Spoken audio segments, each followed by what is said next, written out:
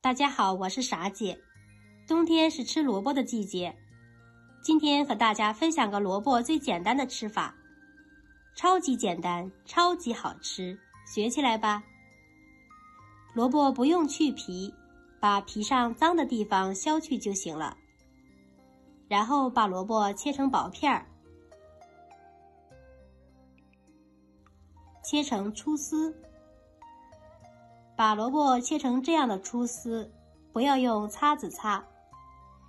多加一些盐，翻拌均匀，腌制20分钟，杀出水分来。这是一道凉菜，非常好吃。然后用清水反复清洗干净，放入笼布，挤净水分。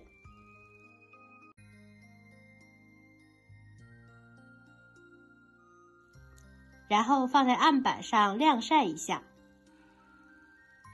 晾干后口感更好。加入味极鲜、蚝油、白糖、盐、辣椒油，搅拌均匀就可以开吃了。香脆开胃，超级下饭。喜欢的朋友收藏试做一下吧。今天的分享到这里，点赞转发支持一下哦。关注我，明天见，拜拜。